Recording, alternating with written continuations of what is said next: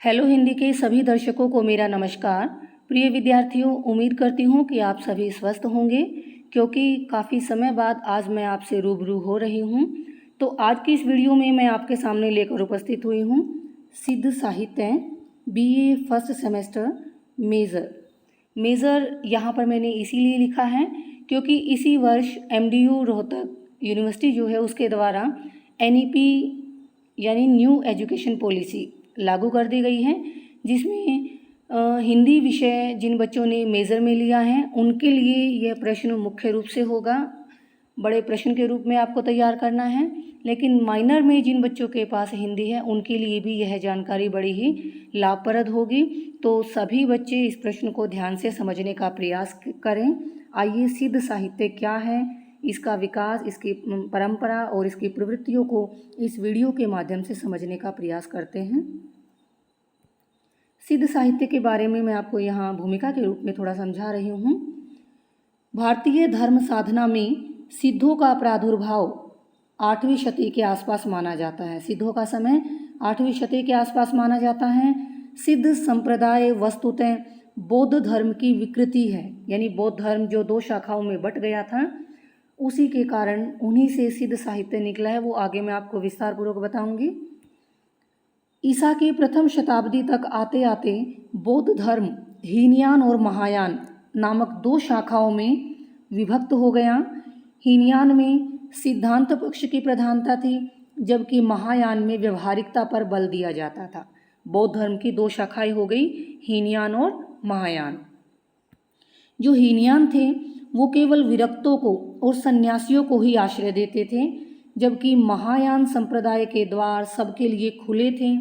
ऊंच नीच, छोटे बड़े, गृहस्थ सन्यासी सबको निर्वाण तक पहुंचाने का दावा महायान शाखा का था।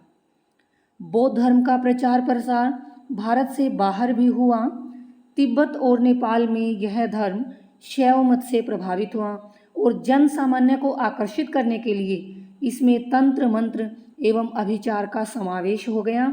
इसका परिणाम क्या हुआ कि इसकी जो मूल दिशा थी वो बदल गई और त्याग, तपस्या एवं संयम का स्थान भोग विलास ने ले लिया। साधक मंत्र जप की ओर उन्मुख हो गए और इस प्रकार महायान से मंत्रयान शाखा का विकास हुआ।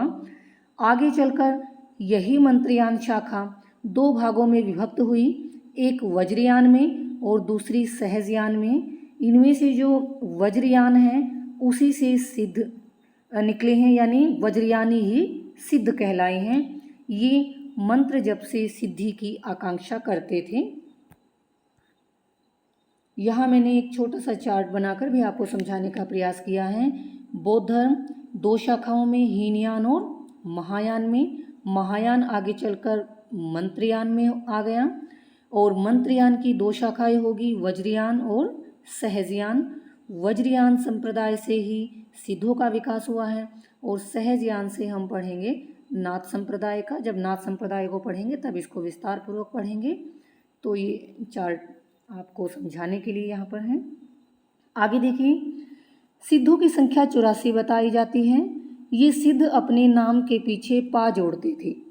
पा शब्द आदरार्थ यानी सम्मान का सूचक है, जैसे सरहपा, लुईपा, शबरपा, कणहपा, डोंबीपा आदि। राहुल सांकृत्यायन ने सरहपा को प्रथम सिद्ध माना है और इन्हें पहला हिंदी का कवि भी स्वीकार किया है। राहुल सांकृत्यायन ने सिद्ध प्राय अशिक्षित एवं हीन जातियों में से थे। इन्होंने स्त्री सेवन को अपनी साधना का अंग बना लिया था और इस प्रकार धर्म तथा अध्यात्म की आड़ में नारी का भोग करने लगे। ये सभी सिद्ध की, जब तो जो हमने पढ़ा वो सिद्ध साहित्य को जानने की एक भूमिका मात्र था। कुछ प्रमुख सिद्ध कवियों का परिचय मैं आपको यहाँ पर दे रही हूँ। सरहपा, क्योंकि सबसे पहले सिद्ध राहुल सांकृत्यायन ने इन्हीं को माना है और इन्हीं को पहला हिंदी का कवि भी स्वीकार किया है। सरहपा को सरहपाद, सरोजवज्र, राहुल भद्र आदि कई नामों से भी जाना जाता है। इनका रचना काल 769 ईस्वी है। इनकी कुल रचनाओं की संख्या 32 है, लेकिन जिनमें से दोहा कोश जो है वो इनका सबसे प्रसिद्ध ग्रंथ है, जिनके आधार पर इनको प्रसिद्धि मिली है। दूसरे मैंने यहाँ पर नाम लिखा है शबरपा का। इनका रचना काल 780 ईस्वी है। इनका प्रसिद्ध ग्रंथ चर्यापद है। ये माया मोह का विरोध करके सहज जीवन पर बल देते हैं। तीसरा लुइपा, ये शबरपा के शिष्य थे। लुइपा शबरपा के शिष्य थे और शबरपा सरहपा के शिष्य थे। लुइपा शबरपा के शिष्य थे। इनकी कविता में रहस्य भावना की प्रधानता है। फिर लिखा है मैंने कण्हपा, इनके द्वारा लिखे गए ग्रंथों की संख्या 74 बताई गई है। इनकी रचनाओं का प्रमुख विषय रहस्यवाद एवं दर्शन है। वैसे तो सिद्धों की संख्या 84 है, लेकिन कुछ प्रमुख 3-4 के ही नाम मैंने आपको यहाँ बताने का प्रयास किया है, क्योंकि सभी का वर्णन करेंगे तो प्रश्न हमारा बहुत बड़ा बन जाएगा। अब हम करते हैं कि सिद्ध साहित्य की क्या क्या विशेषताएं हैं, प्रवृत्तियाँ क्या है। तो सबसे पहली प्रवृत्ति मैंने यहाँ पर लिखी है, रूढ़ियों एवं बाह्यचारों का खंडन एवं मानवतावाद का निरूपण। तो इसमें देखिए, सदाचार और मध्यम मार्ग का अनुसरण करते हुए सिद्धों ने रूढ़ियों और बाह्यचारों का खंडन किया है। सिद्धों के मानवतावादी दृष्टिकोण के संबंध में डॉक्टर रामकुमार वर्मा ने लिखा है, ये उनकी परिभाषा है, इनको हमें ऐसे ही शब्दों में जो कहते हो याद करना पड़ेगा। निराशावाद के भीतर से आशावाद का संदेश देना, संसार की क्षणिकता में उसके वैचित्र्य का इंद्रधनुषी चित्र खींचना इन सिद्धों की कविता का गुण था और उसका आदर्श था जीवन की भयानक वास्तविकता की अग्नि से निकलकर मनुष्य को महासुख के शीतल सरोवर में अवगाहन करवाना। महासुख, इन्होंने निर्वाण को महासुख कहा है।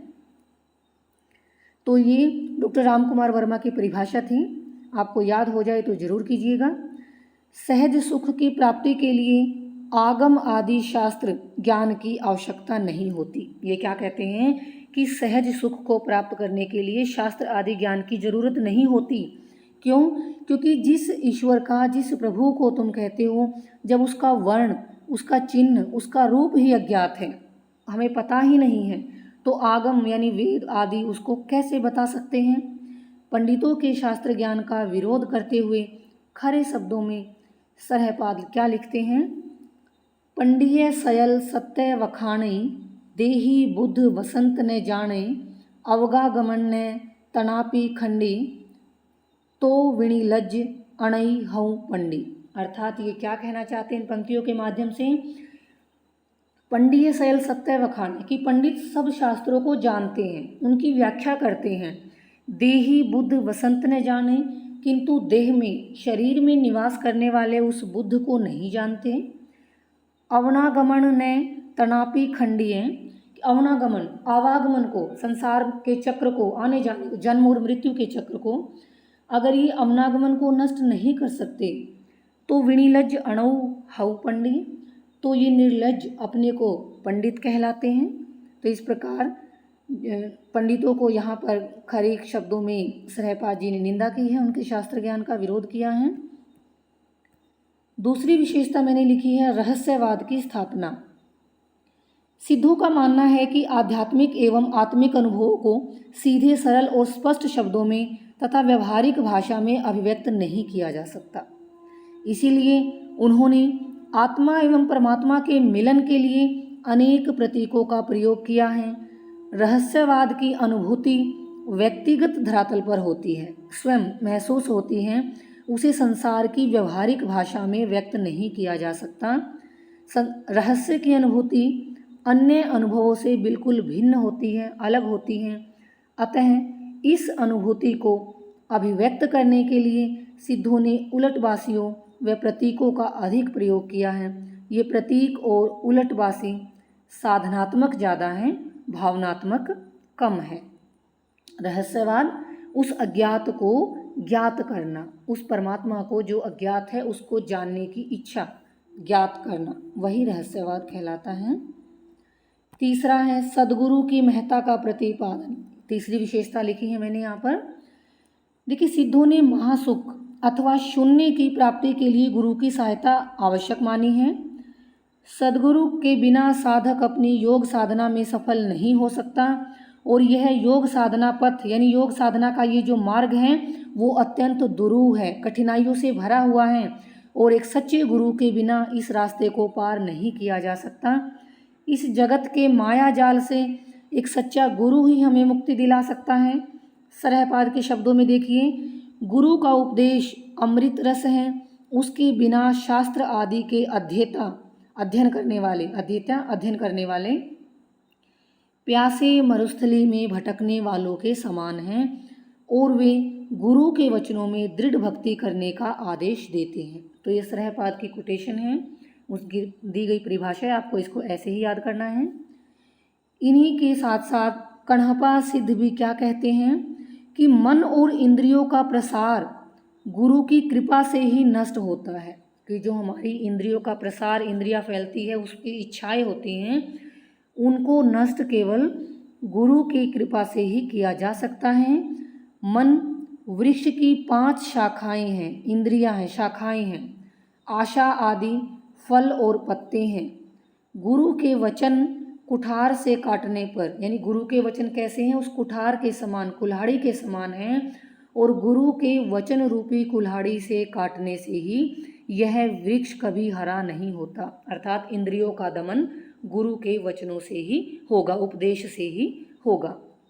पंक्तियां देखिए क्या कहते हैं ये, मन तरु 5 इंदी तसु साहा, आशा वहल पात फल बाहा। उसके बाद अगली विशेषता देखिए, अंतर्मुखी साधना पर बल।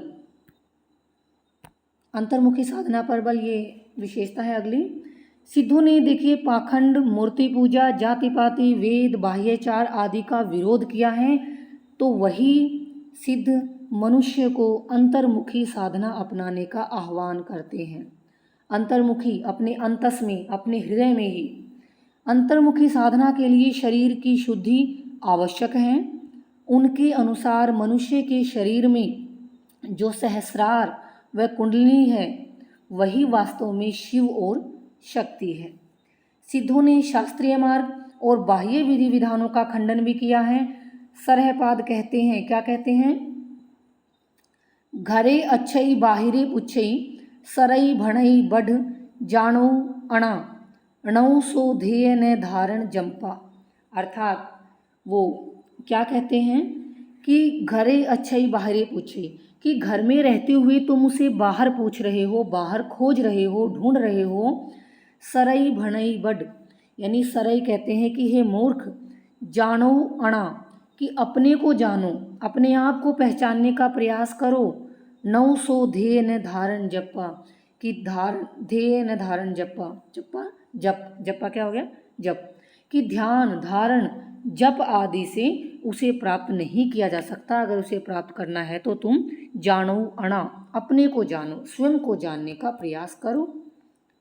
5वां पॉइंट है, विशेषता क्या है, तांत्रिक साधना में मद्य मैथुन का उपभोग। अब सिद्ध साहित्य में मद्य मैथुन के उपभोग का समावेश हो गया। नैतिक बंधन इतने क्षीण, इतने ढीले हो गए कि वज्रयान के महासुखवाद ने सहवास सुख का स्थान ग्रहण कर लिया। कि कहाँ तो महासुख निर्वाण की बातें कर रहे थे और कहाँ उसमें अब महासुख के स्थान पर सहवास सुख आ गया। गुह्य समाज की स्थापना के साथ साथ मद्य और मैथुन की पूरी स्वतंत्रता दी गई। अब सिद्धि प्राप्ति के लिए किसी योगिनी का साहचर्य, उसका साथ आवश्यक हो गया। तांत्रिक सिद्धि की साधनाओं में शक्ति के रूप में अवधूति, चांडाली, रजकी, महामुद्रा आदि नारियों का सेवन भी किया जाने लगा। उदाहरण के लिए सिद्ध कण्हपा अपनी कुंडलिनी को जागृत करने के लिए डोमिनी का आह्वान करते हैं। क्या कहते हैं, पंक्तियाँ देखिए, आलो डोम्बी, क्या कहते हैं कि हे डोम्बी, तोय संग करब में संग, कि मैं तुम्हारा संग करूँगा, तुम्हारा साथ करूँगा। 100 पद्मा 64 पांखुड़ी, कि 1 पदम और 64 पांखुड़ी हैं। ताही चढ़ी नाचऊ डोम्बी दापुड़ी, और उसके ऊपर चढ़कर डोम्बिनी नाच रही है, नृत्य कर रही है।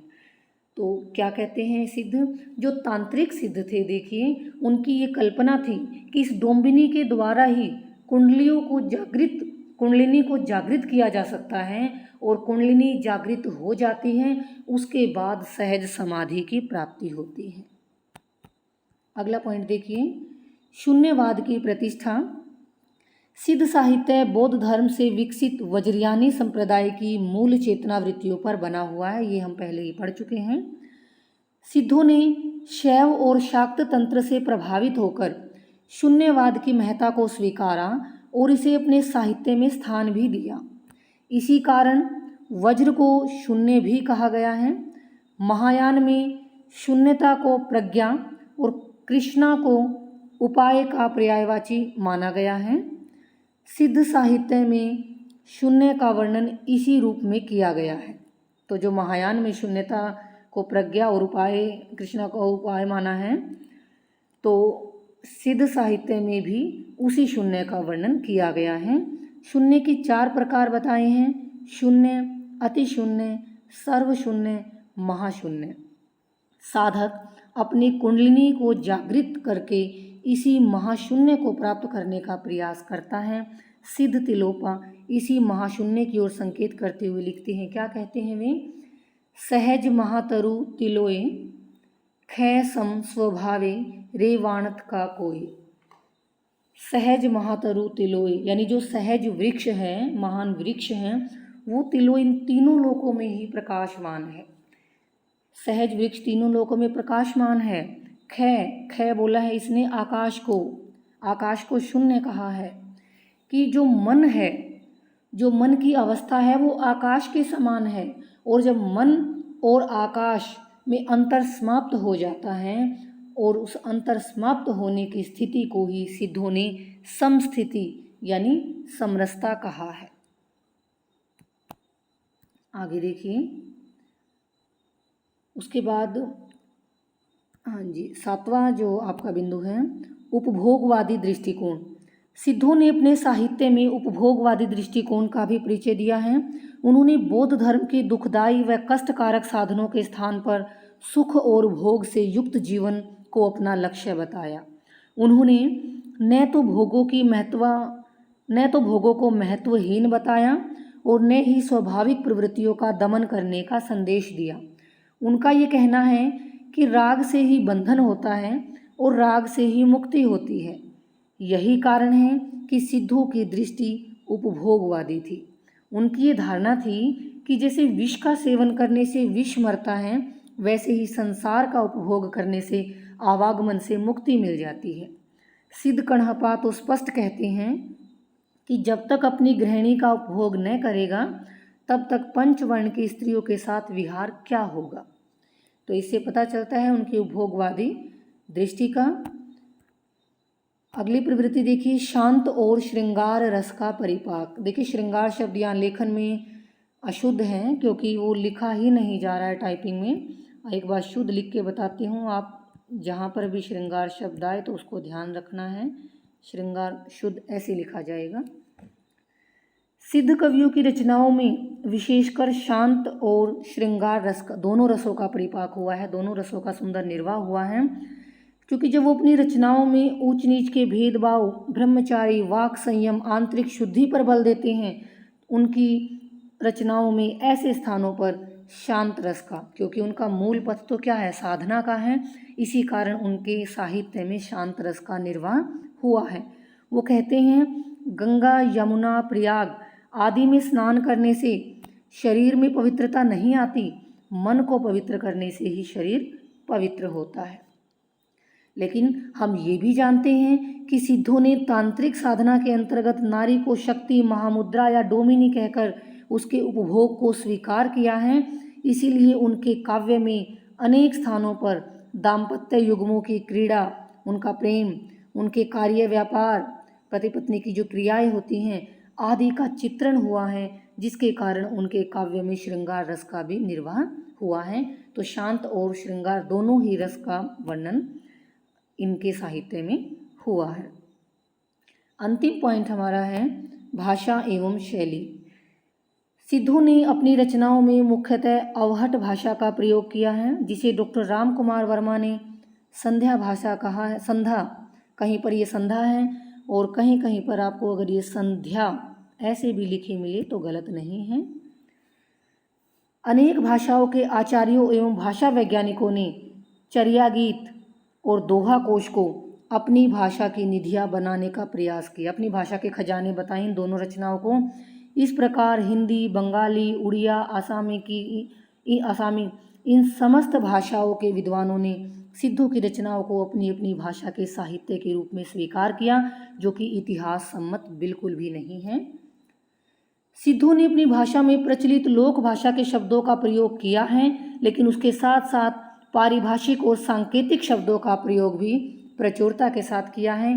पारिभाषिक शब्दों के रूप में हम देखें तो नाद, पदम, निर्वाण, सहज, नाड़ी आदि शब्दों का प्रयोग हुआ है, और सांकेतिक शब्दावली के रूप में हम देखें तो गंगा, यमुना, रवि, शशि आदि प्रमुख शब्दों का प्रयोग हुआ है। सिद्ध साहित्य में उपदेशात्मक, व्यंग्यात्मक आदि शैलियों के साथ साथ आदि शैलियों का प्रयोग हुआ है, लेकिन मुख्य रूप से गीति शैली का प्रयोग इसमें हुआ है। छंद प्रयोग की दृष्टि से देखें तो दोहा कोश में प्रधान छंद क्या है? दोहा छंद है, और उसके अलावा दूसरा छंद कौन सा प्रयोग किया गया है? सोरठा छंद, जो दोहे का ही विपरीत छंद, उल्टा छंद माना गया है, क्योंकि दोहे में जो पहले और तीसरे चरण में 13 और दूसरे और चौथे में 11 मात्राएं होती हैं, तो सोरठा छंद बिल्कुल इसका विपरीत हो जाता है, मात्राएं उनकी बदल जाती हैं। इसके अतिरिक्त चौपाई का भी प्रयोग हुआ है, अरिल, रोला, पारनाक आदि छंदों का प्रयोग भी हुआ है। सिद्धों ने अपनी भाषा को अलंकारों से सुसज्जित सजाने का कोई प्रयास नहीं किया, लेकिन फिर भी उनकी रचनाओं में हमें अंत्यानुप्रास की छटा दिखाई देती है, लेकिन उनके काव्य में हमें बहुलता से रूपक अलंकार दिखाई देता है। वैसे तो देखिए, भाषा शैली को अगर हम चाहें तो अलग अलग पॉइंट में भी समझ सकते थे। भाषा के नाम से हम अलग बिंदु बनाते हैं, फिर शैली के नाम से हम अलग बिंदु बनाते हैं, और पारिभाषिक और सांकेतिक शब्दों के रूप में हम अलग पॉइंट बनाते हैं। छंद का हम अलग पॉइंट बना सकते थे, अलंकारों का अलग पॉइंट बना सकते थे, लेकिन ऐसा करने से आपका प्रश्न और भी ज़्यादा बड़ा हो जाता है, इसलिए मैंने इन सभी को एक में ही समाहित किया है। आप भी इनको ऐसा ही लिखिए।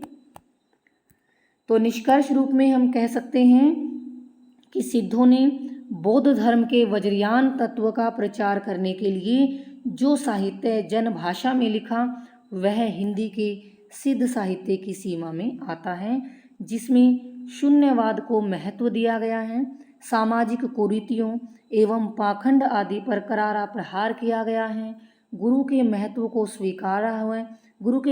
स्वीकारते हुए अंतर्मुखी साधना पर बल दिया गया है। तो ये हमारा प्रश्न था, सिद्ध साहित्य और उसकी विशेषताएं। मैं उम्मीद करती हूँ बच्चों आपको समझ आया होगा। देखिए, आप 12वीं कक्षा के बाद अभी साहित्य में आए हैं, तो इसे कठिन प्रश्न समझकर परेशान मत होना। 1 या 2 बार अध्ययन करने से आपको समझ जरूर आ जाएगा। तो इसी के साथ आप सभी विद्यार्थियों का मुझे सुनने के लिए बहुत बहुत धन्यवाद। तो मिलते हैं अगली वीडियो में।